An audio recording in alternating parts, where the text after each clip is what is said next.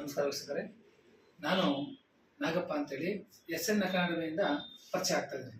So ನಾನೀಗ ಯಾಕಪ್ಪ ಬಂದಿರೋದಂದ್ರೆ, ಈ ಮಕ್ಕಳು ವಿದ್ಯಾರ್ಥಿಗಳು ನನಗೆ ಗ್ರಾಮರ್ ಮಾಡಿ ಯೂಟ್ಯೂಬಲ್ಲಿ ಬಿಡಿ ಅಂತ ಹೇಳ್ತಿದ್ದಾರೆ. ಸೊ ಅದಕ್ಕೋಸ್ಕರ ನಾನು ಈ ಮೊದಲನೇ ವಿಡಿಯೋನ ಪ್ರಾರಂಭ ಮಾಡ್ತಾ ಇದ್ದೀನಿ.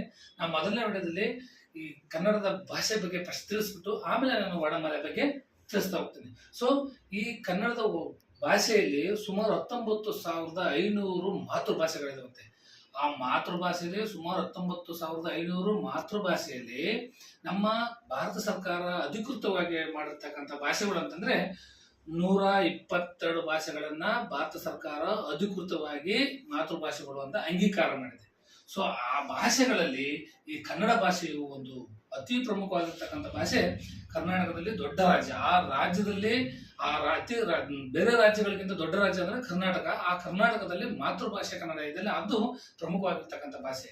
ಸೊ ಈಗ ನಾನು ವಿಷಯಕ್ಕೆ ಬಂದ್ರೆ, ಇದರಲ್ಲಿ ಈ ಕರ್ನಾಟಕದ ಭಾಷೆಗಳಲ್ಲಿ 2 ರೂಪ ಕೊಟ್ಟಿದ್ದಾರೆ. 2 ರೂಪ ಅಂತಂದ್ರೆ, ಒಂದನೇದು ಚಾಕ್ಷುಷ ಮತ್ತೆ ಶ್ರವಣ ಅಂದ್ರೆ ಕಿವಿಯಿಂದ ಕೇಳಿಸ್ಕೊಳ್ತಕ್ಕಂಥದ್ದು. ಚಾಕ್ಷುಷ ಅಂದ್ರೆ ಕಣ್ಣಿಂದ ನೋಡ್ತಕ್ಕಂಥದ್ದು. ಅದನ್ನ ನಾವು ಮೊದಲು ತಿಳಿಸ್ಕೊಂಡು ಕಣ್ಣು ಮತ್ತು ಕಿವಿಗಳಿಂದ ಕೇಳಿ ನೋಡಿ ಮಾಡ್ತಕ್ಕಂಥದ್ದನ್ನ ನಾವು ವರ್ಣಮಾಲೆ ಅಕ್ಷರಗಳಾಗಿ ನಾವು ವಿಭಾಗ ಮಾಡ್ತೀವಿ. ಅಷ್ಟೇ ಅಲ್ಲ, ಅಕ್ಷರ ಅಂತಂದ್ರೆ ನಾಶ ಇಲ್ಲದ್ದು ಅಂತ ಕರಿತೀವಿ ನಾವು. ಅಕ್ಷರ ಅಂದ್ರೆ ಏನು? ನಾಶ ಹೊಂದದೇ ಇರ್ತಕ್ಕಂಥದ್ದನ್ನ ನಾವು ಅಕ್ಷರ ಅಂತ ಕರಿತೀವಿ.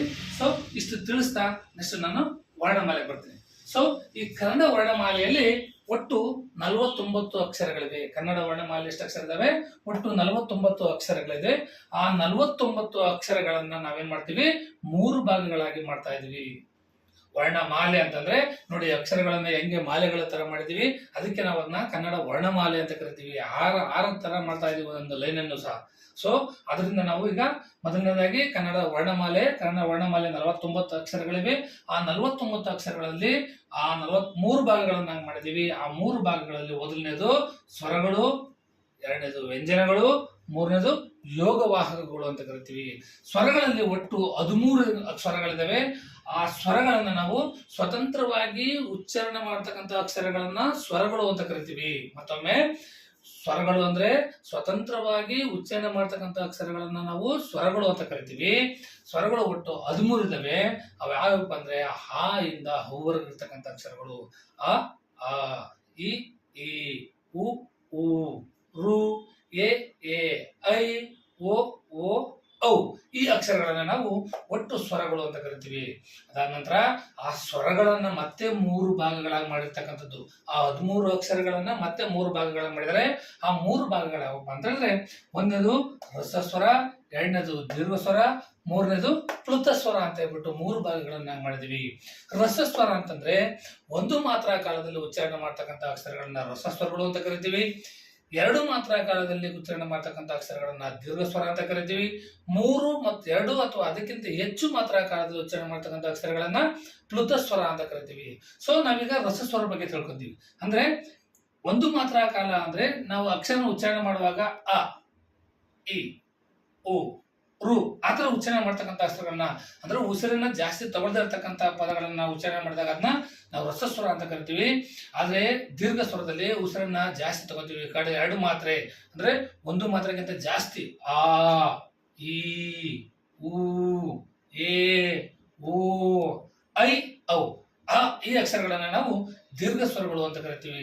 ಈ ಪ್ಲುತ ಸ್ವರ ಅಂತ ಹೇಳಿದ್ರೆ 2 ಅಥವಾ ಅದಕ್ಕಿಂತ ಹೆಚ್ಚು ಮಾತ್ರಾ ಕಾಲದಲ್ಲಿ ಉಚ್ಚಾರಣೆ ಮಾಡ್ತಕ್ಕಂಥ ಅಕ್ಷರಗಳನ್ನ ನಾವು ಪ್ಲುತ ಸ್ವರ ಅಂತ ಕರಿತೀವಿ. ಇದನ್ನ ನಾವು ಇದರಲ್ಲಿ ಪಠ್ಯ ಪುಸ್ತಕದಲ್ಲಿ ಜಾಸ್ತಿ ಬಳಕೆ ಇಲ್ಲ. ಯಾಕಪ್ಪ ಅಂತ ಹೇಳಿದ್ರೆ, ಅದು ನಾವು ಜಾಸ್ತಿ ಯೂಸ್ ಮಾಡೋದಿಲ್ಲ ಅಂತಂದ್ರೆ ಸಂಗೀತ ಕ್ಲಾಸ್ಗಳಲ್ಲಿ ನಾವು ಯೂಸ್ ಮಾಡ್ತೀವಿ.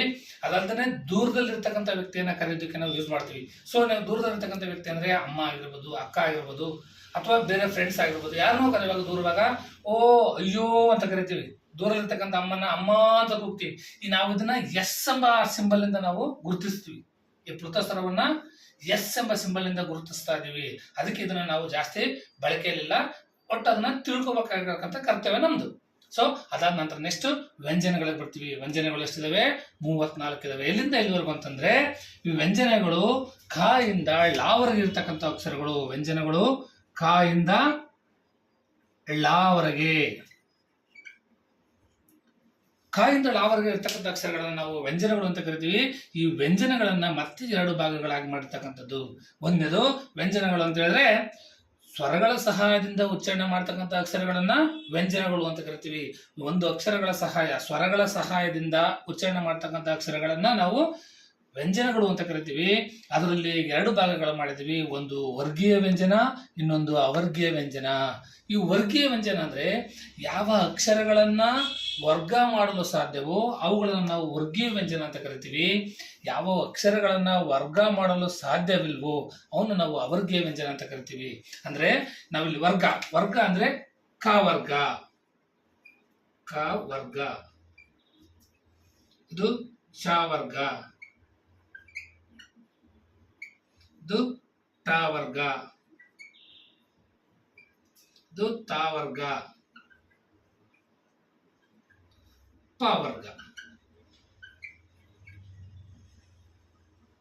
ಈ ವರ್ಗ ಅಂದ್ರೆ ಇದನ್ನ ನಾವು ಗುಂಪು ಅಂತ ಕರಿತೀವಿ. ಒಂದು ಗುಂಪು ಅಂದ್ರೆ ಕ ಖ ಗ ಗ ನ್ಯ ಇದು ಒಂದು ಗುಂಪು, ಚ ಛ ಜ ಜ ನ್ಯ ಇದು ಒಂದು ಗುಂಪು, ಠ ಠ ಡ ಡ ಣ ಇದು ಒಂದು ಗುಂಪು, ಥ ಥ ದ ದ ನ ಇದು ಒಂದು ಗುಂಪು, ಪ ಫ ಬ ಬ ಮ ಅಂತಕ್ಕಂಥದ್ದು ಮತ್ತೊಂದು ಗುಂಪು. ಒಟ್ಟು 5 ಗುಂಪುಗಳನ್ನ ಮಾಡಿದೀವಿ ನಾವು. ಅದಕ್ಕೆ ಇದನ್ನ ನಾವು ವರ್ಗೀಯ ವ್ಯಂಜನ, ಒಂದೊಂದು ಗುಂಪುಗಳಾಗಿ ವರ್ಗ ಮಾಡ್ತೀವಲ್ವಾ, ಅದನ್ನ ನಾವು ವರ್ಗೀಯ ವ್ಯಂಜನ ಅಂತ ಕರಿತೀವಿ. ಸೊ ಯಾವ ಅಕ್ಷರಗಳನ್ನ ವರ್ಗ ಮಾಡಕ್ ಆಗೋದಿಲ್ಲ, ಇದನ್ನ ಯಾವಿನಳಾಗಿ 9 ಅಕ್ಷರಗಳನ್ನ ನಾವು 2 ಗುಂಪುಗಳಾಗಿ ಮಾಡಕ್ ಆಗೋದಿಲ್ಲ. ಅದರಿಂದ ನಾವು ಇದನ್ನ ಅವರ್ಗೀಯ ವ್ಯಂಜನ ಅಂತ ಕರಿತೀವಿ.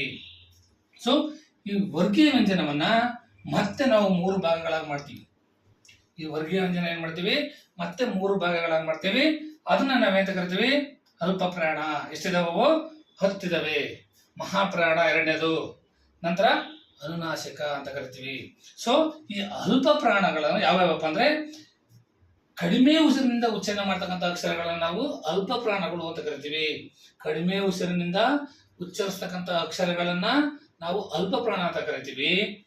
ಹೆಚ್ಚು ಉಸಿರಿನಿಂದ ಉಚ್ಚಾರಣೆ ಮಾಡ್ತಕ್ಕಂಥ ಅಕ್ಷರಗಳನ್ನ ಮಹಾಪ್ರಾಣ ಅಂತ ಕರಿತೀವಿ.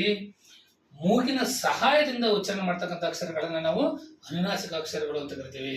ಸೊ ಅಲ್ಲದೆ ಈ ಅಲ್ಪ ಪ್ರಾಣಗಳು 10 ಅಕ್ಷರಗಳಿವೆ. ಈ ಅಲ್ಪ ಪ್ರಾಣಗಳು ಯಾವಪ್ಪ ಅಂದ್ರೆ ಈ ಕ ಚ ಟ ತ ಪ, ಇದು ಮುಂದು ಮತ್ತು 3ನೇ ಸಾಲು, ಗ ಜ ಡ ದ ಬ, ಇವುಗಳನ್ನ ನಾವು ಅಲ್ಪ ಪ್ರಾಣ ಅಂತ ಕರಿತೀವಿ. ಇವುಗಳನ್ನ ಈ ಅಕ್ಷರಗಳ 1 ಮತ್ತು 3ನೇ ಸಾಲಿನಲ್ಲಿರ್ತಕ್ಕಂಥ ಅಕ್ಷರಗಳನ್ನ ಅಲ್ಪ ಪ್ರಾಣ ಅಂತ ಕರಿತೀವಿ.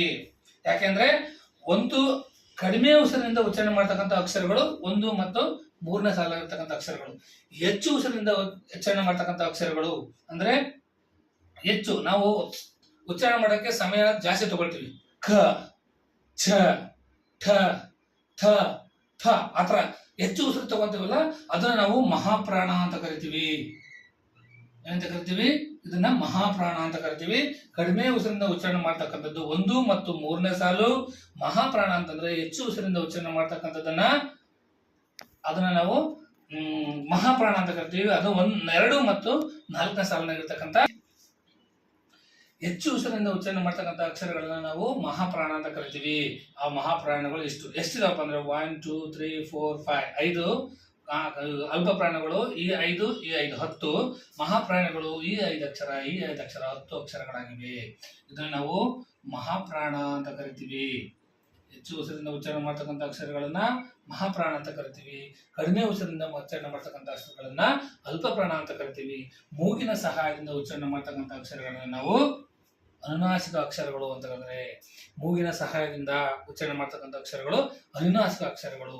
ಅದಾದ ನಂತರ ವರ್ಗೀಯ ವ್ಯಂಜನಗಳು, ಯಾರಿಂದ ಳವರೆಗೂ ಇರ್ತಕ್ಕಂಥ ಅಕ್ಷರಗಳು, ಇವುಗಳು ಎಷ್ಟಿದಾವೆ, 9 ಇದಾವೆ. ನೆನಪಿರ್ಲಿ, 9 ಅಕ್ಷರಗಳಿವೆ. ಇದರಲ್ಲಿ ಅವರ್ಗೀಯ ವ್ಯಂಜನದಲ್ಲಿ 9 ಅಕ್ಷರಗಳಿವೆ. ಇದನ್ನು ಯಾವುದೇ ತರದಲ್ಲಿ ಗುಂಪನ್ನ ಮಾಡೋದಕ್ಕೆ ಆಗೋದಿಲ್ಲ. ಯಾಕಂದ್ರೆ ಈ 5 ಅಕ್ಷರದ ಗುಂಪಾಗುತ್ತೆ, 4 ಅಕ್ಷರದ ಗುಂಪಾಗುತ್ತೆ. ಹಂಗಾಗಿ ಇದನ್ನ ಅವರ್ಗೀಯ ವ್ಯಂಜನ ಅಂತೇಳಿ ನಾವು ಕರಿತೀವಿ. ಇಷ್ಟಲ್ದೇ ಅದಲ್ದೇ ಇನ್ನೂ ಒಂದು ಕರೀತಾರೆ. ಇದರಲ್ಲಿ ಕ್ವಶನ್ ಕೇಳ್ತಾರೆ. 8th 9th 10th ಒಂದು ಪ್ರಶ್ನೆ ಕೇಳ್ತಾರೆ. ಏನಪ್ಪಾ ಅಂತ ಹೇಳಿದ್ರೆ SDಗೂ ಕೇಳ್ತಾರೆ, FDಗೂ ಕೇಳ್ತಾ ಇರ್ತಾರೆ. ಅದಲ್ದೇ 8th 9th 10th ಮಕ್ಕಳಿಗೆ ಉಪಯೋಗವಾಗಿರ್ತಕ್ಕಂಥದ್ದಂದ್ರೆ ಈ ಸಂಧ್ಯಾಕ್ಷರಗಳು ಅಂತಂದೇಳಿ ಕ್ವಶನ್ ಕೇಳಿದ್ದಾರೆ. ಈ ಸಂಧ್ಯಾಕ್ಷರಗಳು ಯಾವುವು ಅಂತ ಕೇಳಿದ್ರೆ ಕೆಲವು ಮಕ್ಕಳಿಗೆ ಗೊತ್ತೇ ಇಲ್ಲ. ಅದ್ಯಾವುದು ಐ ಮತ್ತೆ ಹೌ ಇರ್ತಕ್ಕಂಥ ಅಕ್ಷರಗಳನ್ನ ನಾವು ಸಂಧ್ಯಾಕ್ಷರಗಳು ಅಂತ ಕರಿತೀವಿ. ಓಕೆನಾ ಮಕ್ಕಳೇ? ಇದೆಲ್ಲ ಅರ್ಥ ಆಗಿದೆ ಅನ್ಕೊಂತೀನಿ. ಅರ್ಥ ಆಗಿಲ್ಲ ಅಂದ್ರೆ ನೀವು ಕಮೆಂಟ್ ಅಲ್ಲಿ ತಿಳಿಸಿ, ನಾನು ಅದನ್ನ ಮತ್ತೆ ನೆಕ್ಸ್ಟ್ ಮುಂದಿನ ಕ್ಲಾಸಲ್ಲಿ ಸಾಲ್ವ್ ಮಾಡೋದನ್ನ ನಾನು ಸಾಲ್ವ್ ಮಾಡಿ ತಿಳಿಸ್ಕೊಡ್ತೀನಿ. ಧನ್ಯವಾದ.